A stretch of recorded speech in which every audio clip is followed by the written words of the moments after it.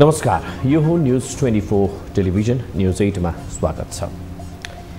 राष्ट्रिय परिचय पत्रमा समावेश हुने व्यक्तिगत विवरण रुजु गर्ने गरी निजी कम्पनीलाई प्रक्रिया मिचेरै हतारमा ठेक्का लगाइएको विषयमा भ्रष्टाचार भएको आशंका सहितको गम्भीर विषय उठेको छ।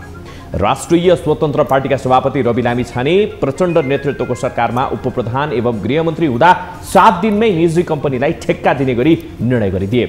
यही विषय यतिबेला चर्चा र चासोमा छ। प्रतिनिधि सभा बैठकमा यो विषयमा आलोचना भइसकेको छ। संसदमै ठेक्का प्रक्रियामाथि प्रश्न उठ्दै आएको छ। तर मुलुकको कार्यकारी प्रमुखले नै राष्ट्रिय परिचय पत्र ठेक्का प्रक्रियामा भ्रष्टाचार भएको भन्दै असलियत बाहिरिने दावी गरेपछि यो विषय अब गम्भीर मोडमा पुगेको छ।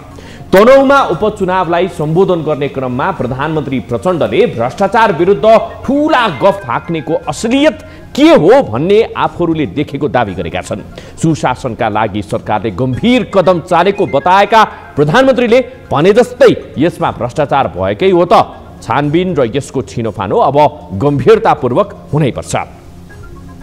सरकारले ठेक्का प्रक्रियालाई खारेज गरेपछि यसको औचित्य पुष्टि गर्नुपर्ने जिम्मेवारी पनि सरकारको काँधमा आएको छ। कार्यकारी प्रमुखले नै सार्वजनिक रूपमा बोलिसकेपछि अब यसको निचोडमा पनि पुग्नै पर्ने हुन्छ। कार्यकारी प्रमुखको बोली चुनावको मुखमा क्षणिक राजनीतिक फाइदाका लागि बोलिएको हलुका टिप्पणी मात्रै नबनोस् र यही क्रमलाई पछ्याउँदै सरकारले नीतिगत भ्रष्टाचार नियन्त्रणमा शून्य सहनशीलता अपनाउनै पर्छ। तर यस्ता विषय राजनीतिक उपलब्धिका रूपमा प्रयोग नहुने भन्ने विषयमा पनि सचेतता आवश्यक हुन्छ। अब न्यूज 8 का हेडलाइन्स। रासपा सभापति रवि लामिछानेमाथि प्रधानमन्त्री प्रचण्डको गम्भीर आरोप। राष्ट्रिय परिचय पत्रको ठेक्का प्रक्रियामा भ्रष्टाचार भएको दावी ठूला गफ हाँक्नेको असलियत बुझेको चाहिँ के?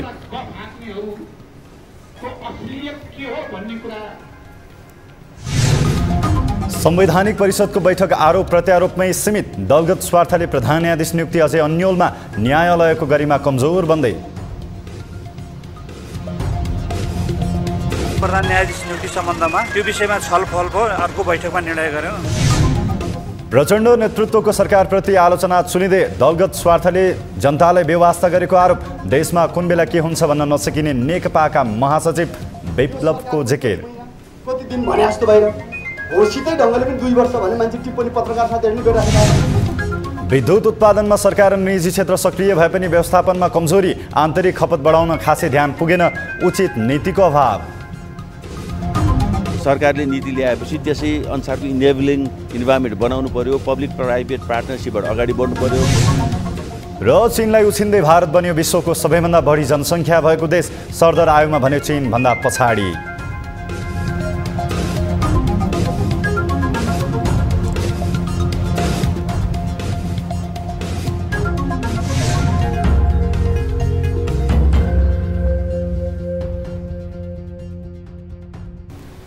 हामी निरन्तर न्यूजमा छौं। राष्ट्रिय परिचय पत्र सम्बन्धीको ठेक्का प्रक्रियामा मुछिएका राष्ट्रिय स्वतन्त्र पार्टीका सभापति रवि लामिछानेमाथि एकपछि अर्को गर्दै विभिन्न व्यक्तिहरूले गम्भीर टिप्पणी गर्दै आएका छन्। यो क्रम सिलसिलेवार चलिरहँदा बुधबार प्रधानमन्त्री पुष्पकमल दाहाल प्रचण्डदेखि अन्य नेताहरूले समेत आलोचनात्मक टिप्पणी गरे। उनीहरूले रविले गरेको राष्ट्रिय परिचय पत्रको ठेक्का प्रक्रियामा प्रश्न उठाउँदै उनको छविमाथि शङ्काको घेरा बनाए। एक रिपोर्ट। राष्ट्रिय परिचय पत्रको विवरणबारे तत्कालीन उपप्रधान एवं गृहमन्त्री रवि लामिछानेले लगाएको ठेक्काको विषय यतिबेला सर्वाधिक चर्चामा देखिन्छ। रवि आफैले यो विषयमा आफू कतै संलग्न नरहेको र प्रक्रियागत ढङ्गले आएको फाइलमा हस्ताक्षर गरेको भन्दै बदनियत नरहेको दावी गर्दै आएका छन्। तर यस्तो ठेक्का प्रक्रियामा आर्थिक चलखेलको आशंका गर्दै रवि विरुद्ध गम्भीर टिप्पणी हुन थालेका छन्। बुधबार उपचुनावी सभामा सहभागी हुन तनहुँ पुगेका प्रधानमन्त्री प्रचण्डले रविको नाम नलिई राष्ट्रिय परिचय पत्र सम्बन्धी ठेक्कामा भ्रष्टाचार विरुद्ध कठोर कदम चालेको बताए। उनले भ्रष्टाचार विरुद्ध ठूला गफ हाँक्नेको असलियत के हो भन्ने आफूहरूले देखेको समेत बताए। तपाईहरुले हेर्नुभयो भने भ्रष्टाचार र बेथितिलाई रोक्नको लागि केही कठोर कदम चालिएको छ। म अहिले व्याख्या गर्दिनँ। केही कठोर कदम चालिएको छ। हिजो अस्ति मात्रै हिजोको मात्रै क्याबिनेटको निर्णय तपाईहरुले हेर्नु होला। कुरो गहिरो छ, कुरो धेरै गहिरो छ। ठुल्ठुला गफ हाँक्नेहरू को असलियत के हो भन्ने कुरा हामीले देखिरहेका छौँ। मन्त्री परिषदको निर्णयबाटै ठेक्का प्रक्रिया खारेज गरेपछि यो विषय थप पेचिलो बन्न पुगेको छ। यो विषयमा अख्तियारले छानबिन समेत गरिरहेको बताइन्छ। यस्तै नेकपा एकीकृत समाजवादीका महासचिव घनश्याम भुसालले ओली प्रवृत्तिका मानस पुत्रहरू सडकमा नेता बनेर हिँडेको आरोप लगाएका छन्। एमाले अध्यक्ष केपी शर्मा ओलीलाई यदुवंशी मुसलको संज्ञा दिएका भुसालले राष्ट्रिय स्वतन्त्र पार्टी प्रति लक्षित गर्दै वैकल्पिक राजनीतिको नाउँमा आज ओली प्रवृत्तिका मानस पुत्रहरू सडकमा नेता बनेर हिँडेको आरोप लगाए। अस्ति भर्खर नक्कली पासपोर्टमा दोषी ठहरिएकाहरू नेता बनेर सडकमा सिगारिएर हिँडेका छन्। तिनीहरूसँग गठबन्धन भएको छ। तिनीहरूको पूजा भइराखेको छ। भन्नुहोस्, नक्कली पासपोर्टदेखि लिएर अनेक अपराधहरूमा संलग्न भनिएका मान्छेहरू थोरै दिन राज्यमा पुग्दाखेरि राज्यको 3 दिन 4 दिन 5 दिन भित्रै राज्यमा लुट मचाउन थालिसकेका मान्छेहरू सडकमा हिरो भएर हिँडिराखेको योभन्दा भाँडिएको राजनीति हो। राष्ट्रिय परिचय पत्रको ठेक्का प्रक्रियामाथि प्रश्न मात्रै उठेको छैन, यसमा भ्रष्टाचार नै भएको भन्दै प्रधानमन्त्री स्वयंले बोलेपछि विषय गम्भीर बन्न पुगेको छ। एक हप्तामै ठेक्का प्रक्रियामा पुगेको राष्ट्रिय परिचय पत्रको विषय एकपछि अर्को गर्दै रहस्यमय त बन्दैन? प्रश्न उठ्न थालेको छ। यद्यपि रविले आफू यो विषयमा नियतवश कुनै पनि काममा संलग्न नभएको दाबी गर्दै आएका छन्। न्यूज 24 टेलिभिजनका लागि राजनीतिक ब्युरो। 14 महिनादेखि नेतृत्वविहीन अवस्थामा रहेको न्यायपालिकाको प्रमुख नियुक्ति गर्न भन्दै बुधबार संवैधानिक परिषदको बैठक बसे पनि कुनै निर्णय गर्न सकेन। सामान्य छलफलमा सकिएको परिषदको बैठकले अब प्रधान न्यायाधीश नियुक्ति ट्र्याकबाट नगरे अहिलेका कायम मुकायम प्रधान न्यायाधीश हरकृष्ण कार्की पनि पहिले दुई कामु जसरी नै बिदा हुने देखिन्छ। एक रिपोर्ट। पुष्पकमल दाहाल प्रचण्ड प्रधानमन्त्री बनेको 4 महिनापछि प्रतिपक्षी दलका नेता केपी शर्मा ओली सहित संवैधानिक परिषदको बैठक बस्यो। 14 महिनादेखि नेतृत्वविहीन अवस्थामा रहेको न्यायपालिकाको प्रमुख नियुक्तिको निर्णय गर्न भनी बसेको बैठकले कुनै निर्णय भने गर्न सकेन। आज एउटै मात्रै एजेन्डा थियो प्रधान न्यायाधीश नियुक्ति सम्बन्धमा। त्यो विषयमा छलफल भयो। अर्को बैठकमा निर्णय गर्ने गरिकन अहिले कुनै निर्णय चाहिँ भएन, छलफल भयो। प्रधान न्यायाधीश नियुक्ति सम्बन्धी कुरा छलफल भयो बैठकमा। छलफलपछि अहिले बैठक चाहिँ स्थगित। महाभियोग खेपेका पूर्व प्रधान न्यायाधीश चोलेन्द्र शमशेर जबराले गत मङ्सिर 27 मा अवकाश प्राप्त गरेपछि रिक्त पदमा प्रधान न्यायाधीशको नाम सिफारिस गर्नुपर्ने थियो।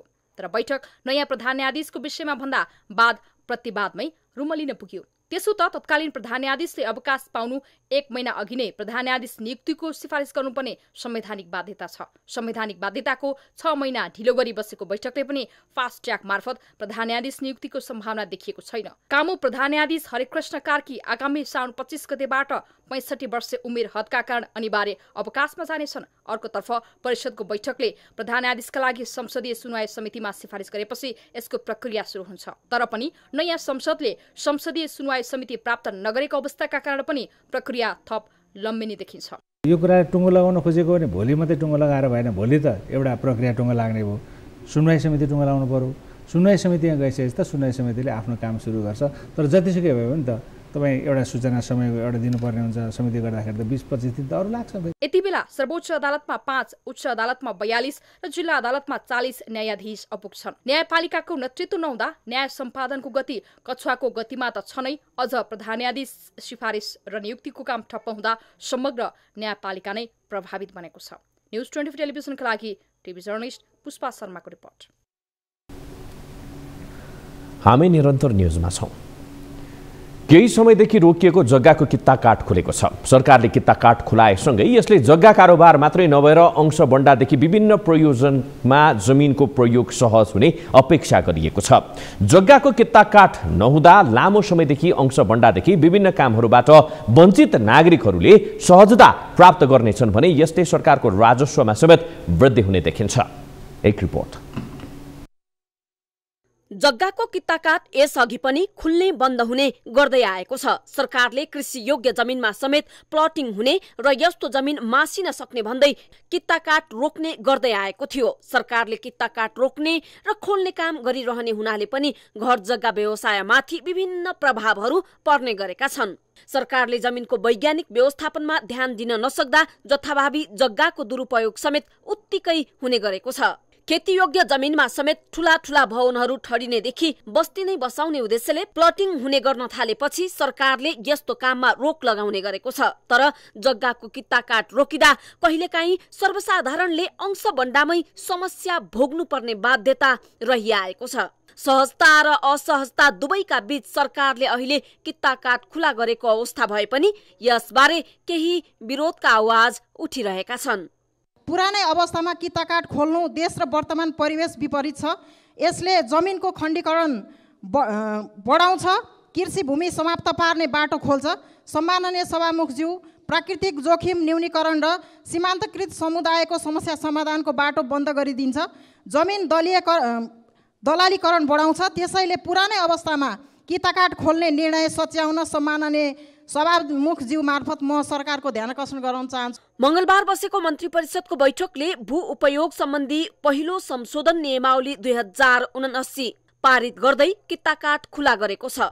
सरकारकी प्रवक्ता समेत रहेकी सूचना तथा संचार प्रविधि मन्त्री रेखा शर्मा यो निर्णयले जग्गाको अंशबन्डा र कारोबारलाई सहज बनाउने विश्वास व्यक्त गर्छिन्। भू उपयोग पहिलो संशोधन नियमावली 2079 स्वीकृत गर्ने भन्ने निर्णय भएको छ र यसअघि अब मन्त्रालय स्तरबाट जति पनि अब भूमि सम्बन्धी जुन निर्णयहरू भएका थिए, कतिपय कित्ताकाट सम्बन्धी रोकिएका थिए हैन, मान्छेको अंशबन्डा अब किनेका जग्गाहरूको बिक्री वितरण कुरा पनि सबै अड्केको हुनाले त्यसलाई सहजीकरण गर्ने गरी यो नियमावलीलाई आज स्वीकृत गरिएको छ। कित्ताकाट बन्द हुँदा अंशबन्डादेखि जग्गा कारोबारमै समस्या पैदा भएको थियो। यसकारण पनि सरकारले राजस्व गुमाउने मात्र नभई आर्थिक गतिविधि नै कम हुन थालेका थिए। आर्थिक संकट गहिरिँदै गएको बेला जग्गा कारोबार पनि रोकिन पुगेपछि रेमिट्यान्स लगायतका विषय पनि कम हुन थालेको विज्ञहरूले बताएका छन्। पछिल्लो समय मानिसहरू आम्दानीबाट घर जग्गा जोड्नेमा नै बल गरिरहेका छन्। जग्गामा गरेको लगानी सुरक्षित हुने मानसिकताका कारण पनि मानिसहरू यस्तो कारोबारमै रुचि राख्ने गर्छन्। तर कित्ताकाट रोकिँदा यो व्यवसाय नै रोकिन पुगेको थियो। सरकारले कित्ताकाट खुलाएसँगै फेरि आर्थिक गतिविधि बढ्ने अपेक्षा गरिएको छ भने अंशबन्डा लगायतका समस्या भोगिरहेका नागरिकहरूले पनि राहत पाउने देखिएको छ। न्युज 24 टेलिभिजनका लागि राजनीतिक ब्युरो। गएको चुनावबाट प्राप्त नतिजा र त्यसपछि निर्माण भएको सरकारको आरोह अवरोहलाई पछिल्लो समय मुलुक सङ्कटमा जान थालेको अर्थमा हेर्न थालिएको छ। सत्तारूढ दलका शीर्ष नेताहरूले नै देशको नेतृत्वमा केही नेताहरू रहे पनि चलाउने अरू नै भएको भन्दै टिप्पणी हुने गरेको छ। सरकार बनेको लामो समयसम्म सरकारले पूर्णता नपाउनु र राजनैतिक गतिविधि बढे पनि जनताका समस्याभन्दा स्वार्थ केन्द्रित छलफल बाक्लिनुले पनि प्रश्न थप गम्भीर बन्न पुगेको छ।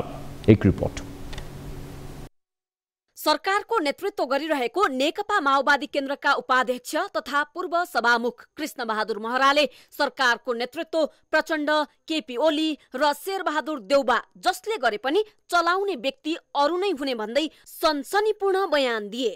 सरकारले पूर्णता पाउन नसकेको र सरकार जोगाउनमै गठबन्धनमा किचलो बढिरहेका बेला महराले दिएको यस्तो बयानले सबैको ध्यान केन्द्रित गर्यो। राजनीतिक अस्थिरता जति धेरै बढ्दै गएको छ त्यति नै सरकारको डेलिभरी पनि कमजोर बन्न पुगेको छ। यस्तो अवस्थामा कांग्रेस महामन्त्री गगन थापाले समेत सरकारको आलोचना खुब गर्ने गरेका छन्। गगन थापाले प्रधानमन्त्री प्रचण्डको कार्यशैलीप्रति संसददेखि विभिन्न स्थानमा आलोचना गर्दै आएका छन्। प्रधानमन्त्रीदेखि मन्त्रीसम्म, चाहे त्यो प्रदेशको मन्त्री होस्, चाहे त्यो नगरको मेयर होस्, चाहे त्यो वडा अध्यक्ष होस्, चाहे त्यो देशको प्रधानमन्त्री मन्त्री होस्, उसको सोच्ने तरिका भनेको नेपालमा अहिले महाविपत्ति आएको छ, सङ्कटको बेला छ, युद्धको बेलाको जस्तो सोच्ने बेला हुनुपर्छ।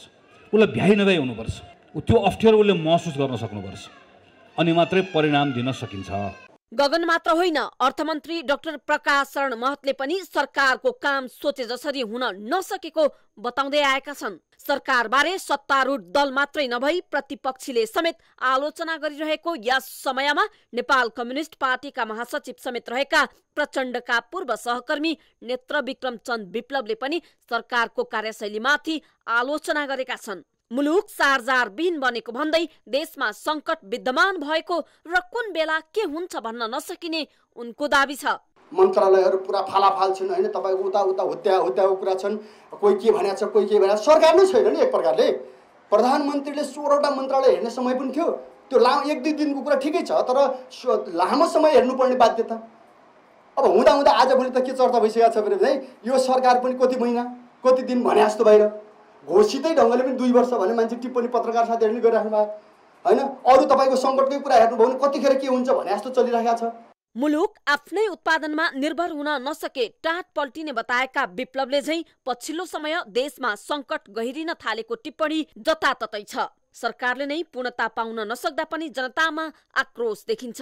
सरकार बने पनि गठबन्धन दलभित्र रहेको आन्तरिक लडाईँ र प्रतिस्पर्धाका कारण पनि सरकारप्रति जनताको अपेक्षा दुःखद बन्दै गएको छ। देश उपचुनाव केन्द्रित छ। उपचुनावमा दलीय सक्रियता जसरी देखिन थालेको छ, विकास समृद्धिका निम्ति यसरी नै नेताहरू जुट्ने हो भने मात्रै देश समृद्ध बन्न सक्ने देखिन्छ। तर अहिलेको चुनावी अङ्कगणित र गएको चुनावबाट प्राप्त जनमतका कारण पनि समस्या थप चुलिने अवस्थामा रहेको छ। न्युज 24 टेलिभिजनका लागि राजनीतिक ब्युरो। प्रतिनिधि सभाको बुधबारको बैठकमा सांसदहरूले सरकारले गरेका निर्णय सच्याउन मागदेखि ऊर्जा क्षेत्रसँग सम्बन्धित रही प्रभावकारी कानुनहरू बनाउन माग गरे। सांसदहरूले निजी क्षेत्रका विद्यालयमा वर्षैपछि भर्ना हुने व्यवस्था तत्काल खारेज गर्न माग गर्नुको साथै देशको समग्र शिक्षा क्षेत्रको पुनरावलोकन गर्न आवश्यक रहेको समेत औल्याए। सर्वप्रथम नेपालको इतिहासमै पहिलो पटक दूरदराजका बस्तीहरू र दुर्गम क्षेत्रमा शैक्षिक सत्र अगावै पाठ्य पुस्तक पुर्याउन सफल भएकोमा नेपाल सरकार र सम्माननीय प्रधानमन्त्रीज्यूलाई धन्यवाद दिन चाहन्छु। यसले विद्यार्थी अभिभावकलाई खुसी मात्र तुल्याएको छैन, समग्र शैक्षिक प्रणालीमै सकारात्मक परिवर्तन ल्याउन सक्ने देखिन्छ। जुन परिकल्पनाका साथ संविधानमा शिक्षाको महत्त्वलाई अङ्गीकार गर्दै हामीले हाम्रा भावी सन्ततिका लागि नैसर्गिक अधिकारका रूपमा शिक्षालाई समावेश गरिएको थियो, त्यसतर्फ उन्मुख हुन अझै धेरै नीतिगत र कार्यगत पहल आवश्यक रहेको हुँदा सम्पूर्ण सरकारी शिक्षा क्षेत्रको पुनरावलोकनका लागि सामान्य सभामुख मार्फत नेपाल सरकारलाई निर्देशन गरिदिनु हुन हार्दिक अनुरोध गर्दछु। सहकारी गरिबी निवारण मन्त्रालयले सबै स्थानीय तहलाई कृषि र गैर कृषि क्षेत्र भए पनि छुट्याउन भन्यो, तर त्यो काम हुन सकेन। त्यसपछि स्थानीय भूपयोग योजना बनाउनका लागि कितकाट रोक्का गरिएपछि धेरै स्थानीय तहले भूपयोग योजना तर्जुमा गर्न लागेका थिए, तर यसै बेला पुरानै अवस्थामा कितकाट खोल्नु देश र वर्तमान परिवेश विपरीत छ। यसले जमिनको खण्डीकरण बढाउँछ। प्रधानमन्त्रीले आगामी 2025 सम्ममा हिउँदोमा पनि विद्युत निर्यात गर्न सक्ने कुरा बताउनु भएको रहेछ। त्यसका लागि समेत बजारीकरणलाई सशक्त बनाउन, निजी क्षेत्रलाई P2P माध्यमबाट विदेशमा ऊर्जा व्यापार गर्न सक्ने कानुन तत्काल बनाइयोस् भनी जोरदार माग गर्दछु। पहिलो पटक पठन पाठन हुनुभन्दा पहिले नै हरेक विद्यालयमा पाठ्य पुस्तक पुर्याउन सफल हुनुभएकोमा म नेपाल सरकारलाई हार्दिक धन्यवाद आभार ज्ञापन गर्न चाहन्छु। हामी संसद पनि कति अमर्यादित भइसकेका छौँ कि हामी जनताको पीडालाई नभन्ने, हामी जहिले पनि जनताको आवाज नबुझ्ने, जनताको पीडा नबुझ्ने। हामी खालि यही न्युजमा रहन्छ कि हाम्रो दलले आज योजनाको एउटा सदस्य पाएछ, हाम्रो दलले एउटा एम्बेसडर पाएछ, हाम्रो दलले प्रदेशमा एउटा सरकार बनाइरहेछ, एउटा सरकार गिराएर 4वटा भाग पाएछ मन्त्रीको। के यही भाग बन्डाको लागि नेपाल देश र नेपाली जनता बनेको? यही उसको नियति हो? हामी नियति देखाएर नेपाली जनतालाई लुट्ने कहिलेसम्म? न्युजहरू अझै बाँकी छन्, अब पालो ब्रेकको।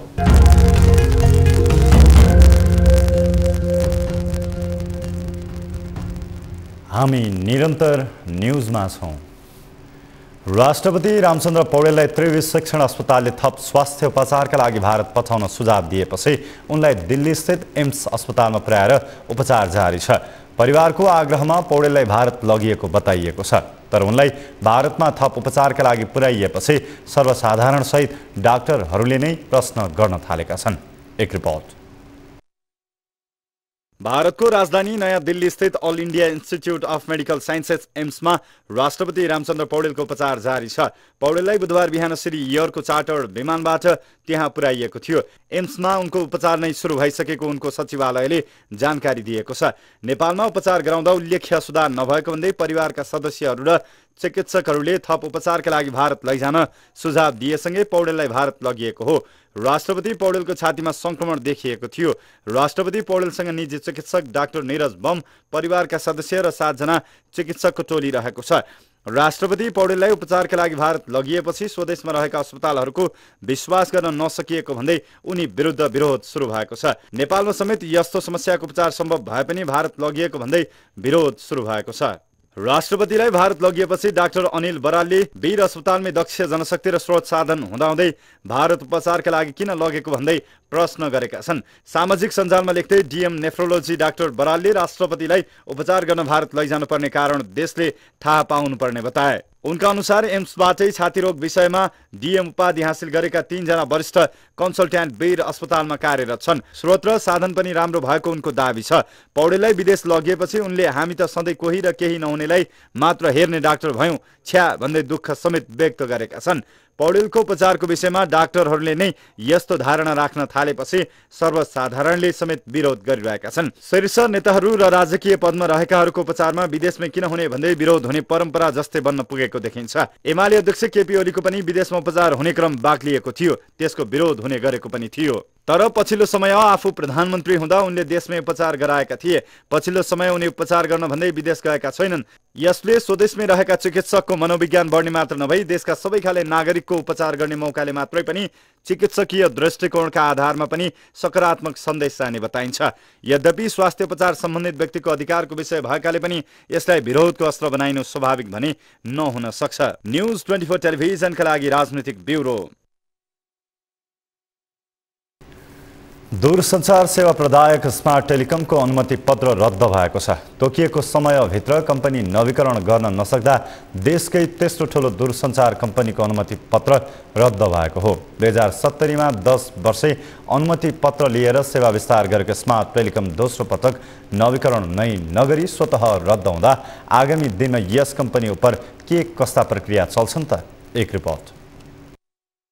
स्मार्ट टेलिकमले समय सीमाभित्र अनुमति पत्र नवीकरण गर्न नसकेपछि सोमबार अनुमति पत्र स्वतः खारेज भयो। नेपाल दूरसञ्चार प्राधिकरणको सोमबार बसेको बोर्ड बैठकले स्मार्ट टेलिकमको अनुमति पत्र खारेजीका साथै कम्पनीको सम्पत्ति नियन्त्रणमा लिन आवश्यक प्रक्रिया बढाउने निर्णय समेत गरिसकेको छ। स्मार्ट टेलिकमले नवीकरण दस्तुर र अन्य कर बापतको 28 अर्ब रुपैयाँ बराबरको रकम नबुझाउँदा कानूनी रूपमा स्मार्टको अनुमति पत्र स्वतः खारेज हुन पुग्यो। यो सँगै अब आगामी दिनमा यस टेलिकमले के कस्ता प्रक्रिया अपनाउला यो आम चासो छ।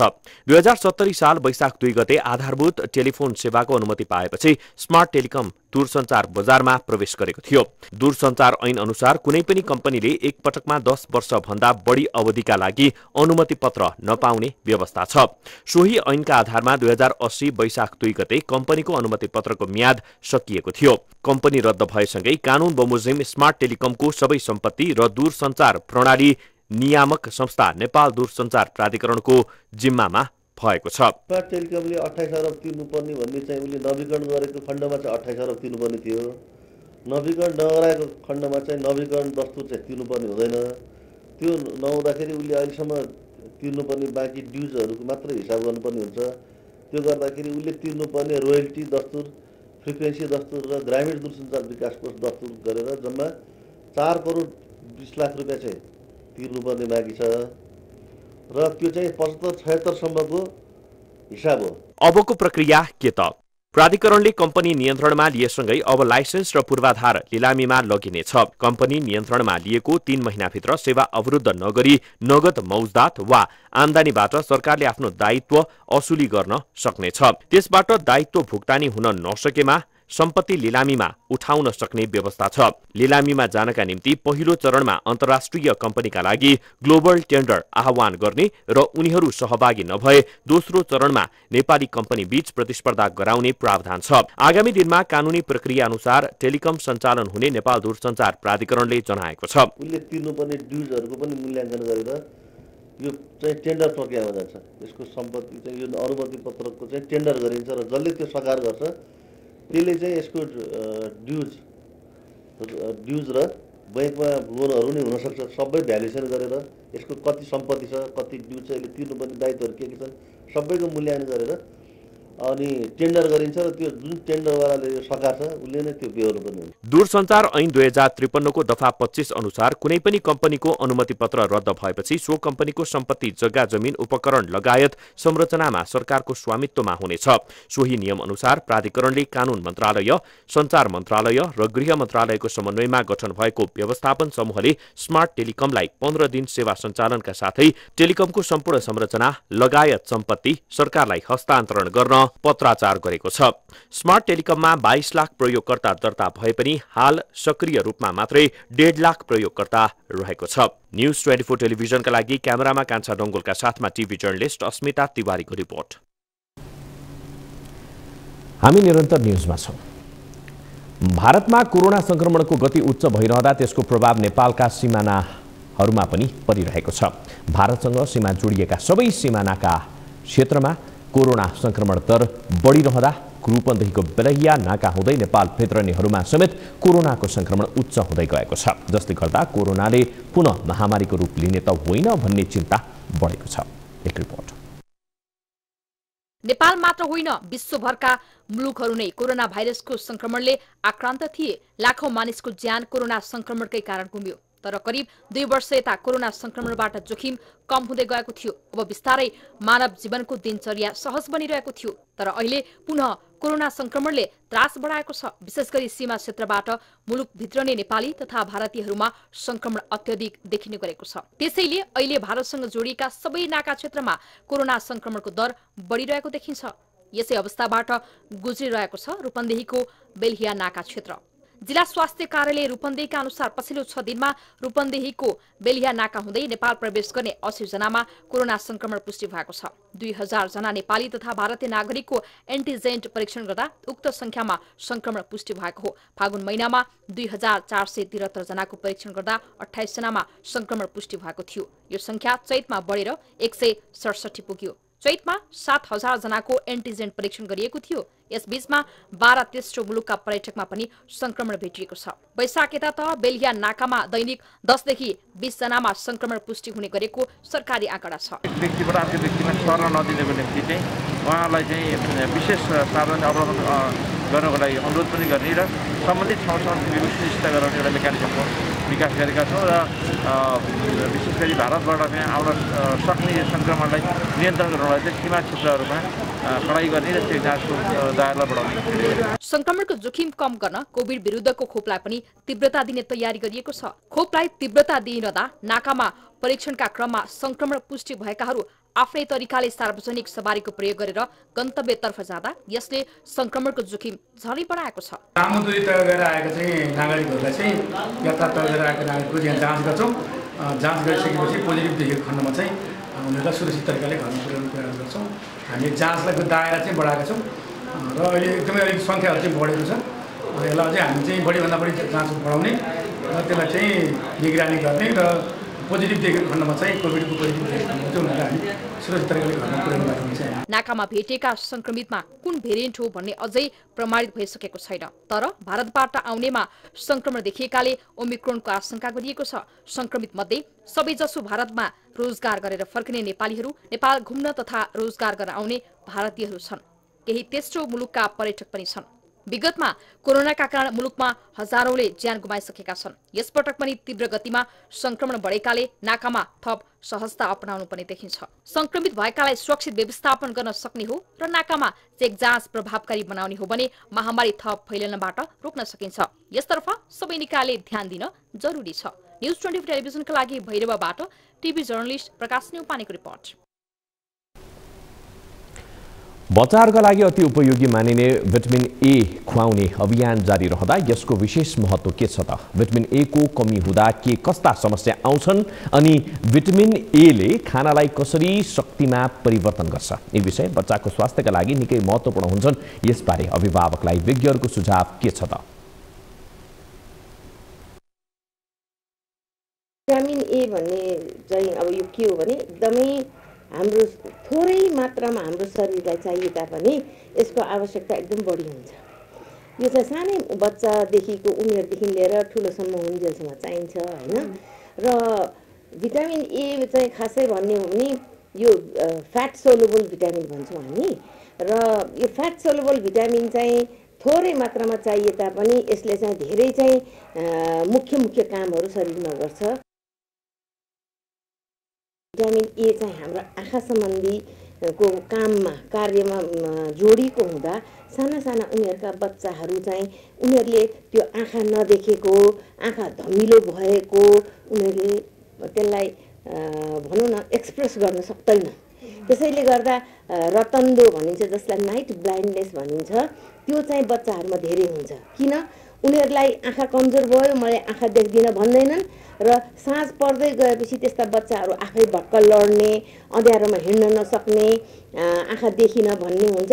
तर हाम्रो देशमा त्यो कुरामा पहिले चाहिँ पटक्कै ध्यान दिएको थिएन र अहिले आएर चाहिँ त्यो बच्चाहरूले एक्सप्रेस पनि गर्न सक्दैन, उनीहरूले एक्सप्लेन गर्न सक्दैन भनेर र त्यसले गर्दा चाहिँ भिटामिन ए को कमी भएको छ है भनेर चाहिँ थाहा पाएन। र अब त्यो नहोस् भनेर यो भिटामिन ए को भनौँ न कमी हैन, डेफिसियन्सी नहोस् भनेर सरकारले भनौँ न हाम्रो खाना जति नै खाए पनि भिटामिन ए को चाहिँ कमी हुन सक्छ भनेर अनि सरकारले यो सप्लिमेन्टेसन प्रोग्राम चाहिँ हरेक 6 महिनामा लागू गरेको हो।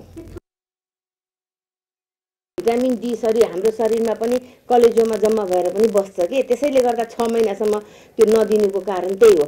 र यो फ्याट सोलुबल खालि चिल्लोमा मात्रै मिसिने घोलिने भिटामिन भएको हुँदा त्यो धेरै खायो भने ओभरडोज भयो भने त्यसको उल्टो असर हुन्छ, बिरामी पर्छ, के अरे भनौँ न जस्तो कि भमिट हुने हैन, रिङ्गटा लाग्ने अरू विभिन्न समस्याहरू आउन सक्छ। त्यसैले गर्दा त्यो 6 महिनाको ग्याप राखेको हो है। भिटामिन ए चाहिँ के अरे कलेजो मासुबाट पाउँछौँ अनि माछाबाट पनि पाइन्छ। माछाको पनि स्पेसली कड लिभर ओइल भनेर त्यो अहिले खानदिने गरेको छ नि, अब त्यो सप्लिमेन्ट चाहिँ हामीले यसै खानदिनु हुँदैन, डक्टरलाई देखाएर उनीहरूको सल्लाह लिएर मात्रै खानदिनुपर्छ। र अन्डामा पाइन्छ र त्यसबाहेक दुध र दुधबाट बनेका परिकारहरू जस्तो चिज, दही, पनिर यो सबैमा एनिमल स्रोतबाट पाउने खानाबाट पाउँछ है। अब यसमा चाहिँ प्योर शुद्ध प्रकारको भिटामिन ए हुन्छ। शुद्ध भनेको भिटामिन ए कै अवस्थामा यो हामीलाई प्राप्त हुन्छ। तर अर्को वनस्पति स्रोतबाट पाउने भिटामिनलाई चाहिँ हामी क्यारोटिन भन्छौँ। किन क्यारोटिन हुन्छ कि त्यो चाहिँ विशेष गरी पहेँलो रङको तरकारी र पहेँलो रङको फलफुल भनेर भनिन्छ सजिलोसँग बुझ्नको निम्ति। र पहेँलो रङको तरकारी भन्नाले जस्तो अब हामीले ल्याउँ पाकेको फर्सी है, अचेल पाकेको फर्सी खाने चलन एकदमै छ। किन? भिटामिन ए हुन्छ है। अनि अर्को पहेँलो रङको तरकारी भन्नाले गाजर पनि पहेँलो रङको छ। त्यसकारण अनि अर्को हाम्रो देशमा पनि अहिले आइसक्यो जुन पहेँलो क्याप्सिकम हुन्छ नि, भेडे खुर्सानी, त्यसमा पनि हुन्छ। पहेँलो रङ किन त भन्दाखेरिमा पहेँलो रङमा त्यो पिगमेन्टेसनमा त्यसको त्यो रङ उसमा चाहिँ त्यो क्यारोटिन भन्ने पाइन्छ र त्यो हामीले शरीरमा खाइसकेपछि त्यो क्यारोटिन चाहिँ भिटामिन ए मा परिवर्तन हुन्छ। मानिसमा यसको ज्ञान हुनु पर्यो र ज्ञान मात्रै भएर हुँदैन, त्यसलाई चाहिँ मानिसले आफ्नो विचारलाई बदल्नु पर्यो। ए हो है, यस्तो चाहिन्छ मलाई, यो चाहिने रहेछ भन्ने सोच जस्तो कि अब केटाकेटीलाई खाना बनाएर खुवाउने छ भने आमाले त्यसमा सोच परिवर्तन गर्नु पर्यो। मलाई थाहा छ भनेर मात्रै भएन, आमाले त्यसलाई खानामा कसरी हालेर बच्चालाई खुवाउने भन्ने प्रति जानु पर्यो। र अर्को कुरो जुन प्रयोगात्मक तरिकाले पनि यसलाई खुवाउने बानी बस्छ। अब बिजनेस न्यूज।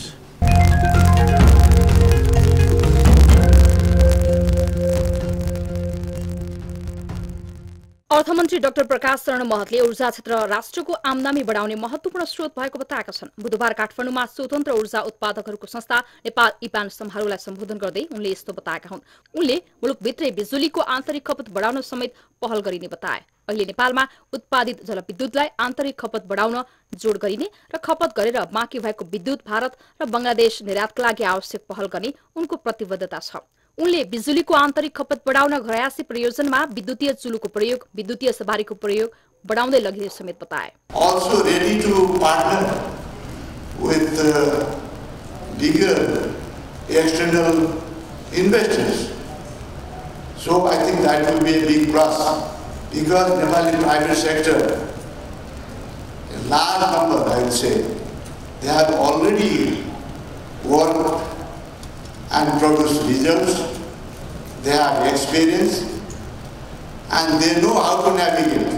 त्यस्तै नेपालको ऊर्जा क्षेत्रलाई ध्यान दिने हो भने विश्व बजार विस्तार भई अर्थतन्त्रले गति लिने यस सम्मेलनमा सहभागीहरूको भनाइ छ। डिस्ट्रिब्युसन ग्रिडको कमजोरी हो। हामीले अहिले चाहे पनि एउटा टोलले बानेश्वरको म बस्छु, बानेश्वरको सबै घरले यदि चाहे पनि, सबै घर पनि नभन्नु, 10वटा घरले एकैचोटि चाहे पनि खाना बनाउन, हामी खाना बनाउने टाइम एउटै हुन्छ करिब करिब। यदि सबैले घरले बनाउन थाल्यो भने बिजुलीमा खाना हामीले नाकाबन्दीको टाइममा देखेकै थियौँ, ग्रिडले धान्न सकेको अवस्था छैन। त्यो ग्रिडले सबभन्दा पहिला सरकारले हाम्रो डिस्ट्रिब्युसन सिस्टमलाई मजबुत बनाउनु पर्यो। खपत वृद्धि गर्ने कुरामा चाहिँ सरकारले पूर्ण रूपमा ध्यान दिनु पर्यो। नम्बर 1 त सबै सरकारी निकायदेखि लिएर निजी क्षेत्रले पनि इभीका चाहिँ इलेक्ट्रोनिक गाडीहरू चाहिँ चढ्नु पर्यो, पेट्रोल डिजलका गाडीहरूलाई विस्थापित गर्नु पर्यो र घर घरबाट चाहिँ खपतहरूलाई चाहिँ वृद्धि गर्नु पर्यो र त्यो अनुसारको चाहिँ भन्सार छुट लगायतका धेरै सहुलियत दिने कुराहरू यो बजेटमा चाहिँ ल्याएर प्रोत्साहन गर्न सक्छ। बिस्तारै बुझ्दै गएपछि हामीले चाहिँ इलेक्ट्रिक भेहिकलको विकल्प छैन जस्तो लाग्छ। अब हामीले डलर तिरेर जुन इम्पोर्ट गर्नुपर्छ पेट्रोलियम, त्यसले गर्दा हाम्रो ब्यालेन्स अफ पेमेन्ट पनि घाटामा गइरहेछ हैन। हामीले यदि इलेक्ट्रिक सिस्टमबाट चाहिँ ट्रान्सपोर्टहरू चलाउन सक्यौँ भनेदेखि चाहिँ त्यो ब्यालेन्स अफ पेमेन्टलाई पनि यसले चाहिँ हेल्प गर्छ। ऊर्जा समिटमा 30 भन्दा बढी देशका 300 अन्तर्राष्ट्रिय प्रतिनिधिहरूको सहभागिता छ।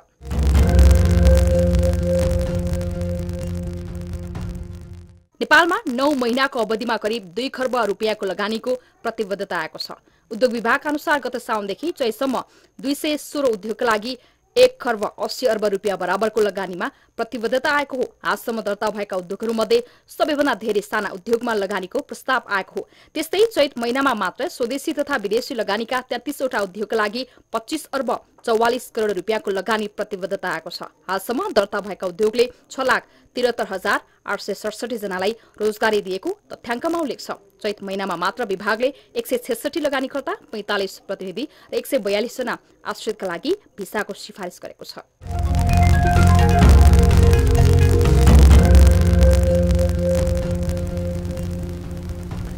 नेपालमा जलविद्युत उत्पादनले बिस्तारै गति लिँदैछ। सरकार र निजी क्षेत्र दुवैको लगानी बढ्दो छ, तर नेपालमै भएको ऊर्जाको उचित सदुपयोग भने हुन सकेको छैन। यस्तो अवस्थामा पनि सरकार र ऊर्जा उत्पादन गर्ने निजी क्षेत्र नेपालको ऊर्जालाई आन्तरिक खपत बढाउन भन्दा पनि भारत र भुटानलाई बेच्नतर्फ बल गरिरहेका छन्। एक रिपोर्ट।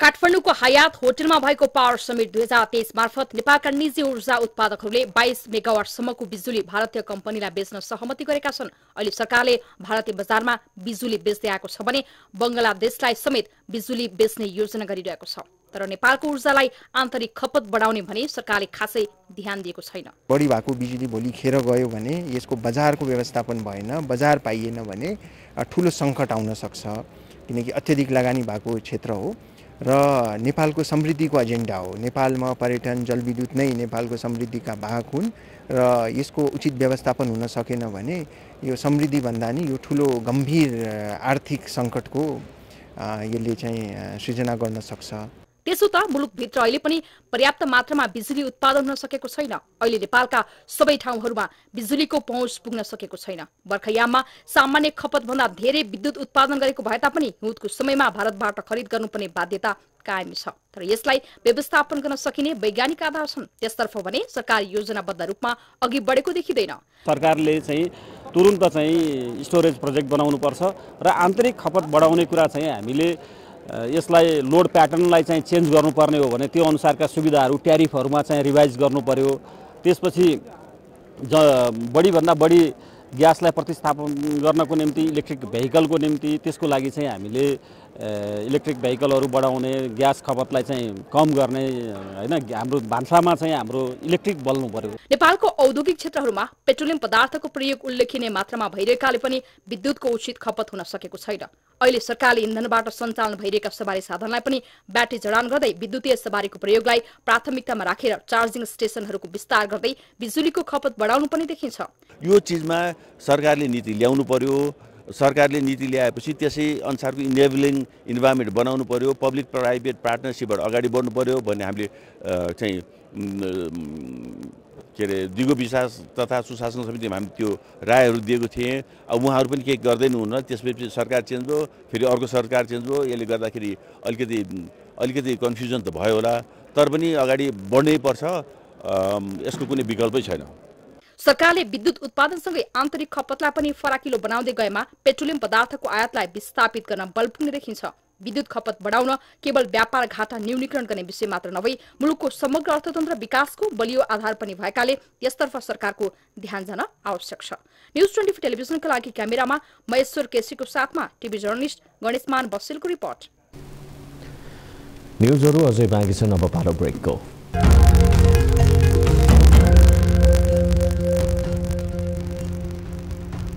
हामी निरन्तर न्यूजमा छौं। अब स्पोर्ट्स न्यूज।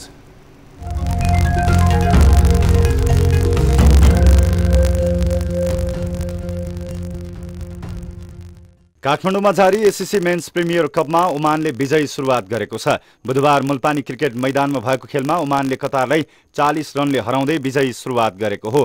ओमानले दिएको 250 रनको लक्ष्य पछाएको कतार 47 ओभर 2 बलमा 209 रनमा अल आउट भयो। कतारका लागि कप्तान मोहम्मद रिजवानले 43 र खुरम शाहजादले 30 रन बनाए। बलिङतर्फ ओमानको बिलाल खानले 4 विकेट लिए। यसअघि टस हारेर ब्याटिङ गरेको ओमानले निर्धारित 50 ओभरमा 8 विकेट गुमाएर 249 रन बनायो। ओमानका लागि आयन खानले नट आउट 64, जेसान मक्सुदले 41 र सन्दीप गौदले 34 रन बनाए। बलिङतर्फ कतारका मोहम्मद मुराद र अमिर फारूकले 3-3 विकेट लिए। यो जितसँगै समूह एमा रहेको ओमानले महत्त्वपूर्ण 2 अङ्क जोडेको छ। एससीसी प्रिमियर प्रतियोगिताको विजेता टोलीले आउँदो सेप्टेम्बरमा पाकिस्तानमा हुने एसिया कप खेल्न पाउनेछ। हामी निरन्तर न्यूजमा छौं। अब 24 वेदर अपडेट।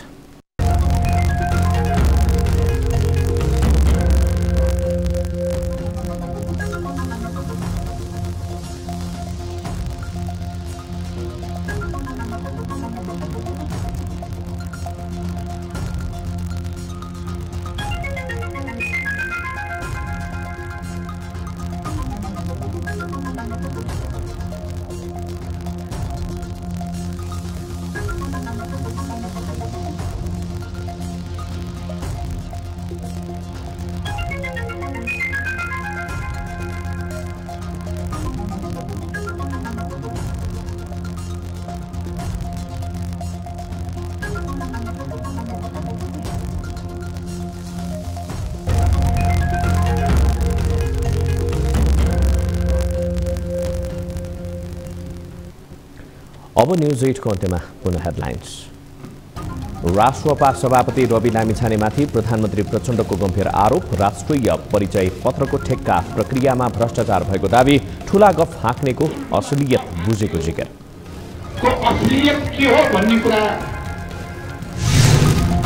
संवैधानिक परिषदको बैठक आरोप प्रत्यारोपमै समेत दलगत स्वार्थले प्रधान न्यायाधीश नियुक्ति अझै अन्यलमा। न्यायालयको गरिमा कमजोर बन्दै। प्रधान न्यायाधीश नियुक्ति सम्बन्धमा त्यो विषयमा छलफल भयो, अर्को बैठकमा निर्णय गर्यो। प्रचण्ड नेतृत्वको सरकारप्रति आलोचना चुलिँदै दलगत स्वार्थले जनतालाई बेवास्ता गरेको आरोप। देशमा कुन बेला के हुन्छ भन्न नसकिने नेकपाका महासचिव विप्लवको जिकिर। कति दिन भने जस्तो भएर होसितै ढङ्गले पनि 2 वर्ष भने मान्छे टिप्पणी पत्रकार साथ हेर्नु गरिरहेको। विद्युत उत्पादनमा सरकार र निजी क्षेत्र सक्रिय भए पनि व्यवस्थापनमा कमजोरी। आन्तरिक खपत बढाउन खासै ध्यान पुगेन। उचित नीतिको अभाव। सरकारले नीति ल्याएपछि त्यसै अनुसारको इनेबलिङ इन्भाइरोमेन्ट बनाउनु पर्यो। पब्लिक प्राइभेट पार्टनरसिपबाट अगाडि बढ्नु पर्यो। र चीनलाई उछिन्दै भारत बन्यो विश्वको सबैभन्दा बढी जनसङ्ख्या भएको देश। सरदर आयुमा भने चीनभन्दा पछाडि।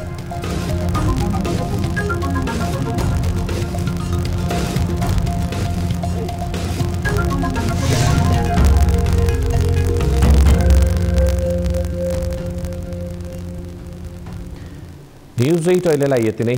जाँदा जाँदै तारेर गाडीका लागि हामीले सोधेको प्रश्न नागरिकको विवरण प्रमाणीकरण एवं अन्तर प्रणाली आबद्धता सम्बन्धी कार्यविधि 2079 जारी गर्ने तत्कालीन गृहमन्त्री रवि लामिछानेको निर्णय खारेज गरी गृहमन्त्री नारायण काजी श्रेष्ठले छानबिन गर्ने भएका छन्। मन्त्री श्रेष्ठको यो कदम ठिक छ भन्नेले तालीमा, छैन भन्नेले गालीमा भोट गर्नुहोला। हाम्रो पात्रको एपमा गएर ताली र गालीका लागि भोट गर्न सक्नुहुनेछ। थप न्युजका लागि हाम्रो वेबसाइट www.news24nepal.com हेर्नुहोला। साथै हामीलाई फेसबुक, ट्विटर र युट्युबमा पनि फलो गर्न सक्नुहुनेछ। यस्तै मोबाइल, भाइबर र इमेलबाट 24 हेल्प डेस्कमा समस्या र गुनासो गर्न सक्नुहुनेछ। अहिलेलाई बिदा दिनुहोस्। हामी निरन्तर न्युजमा छौँ। नमस्ते।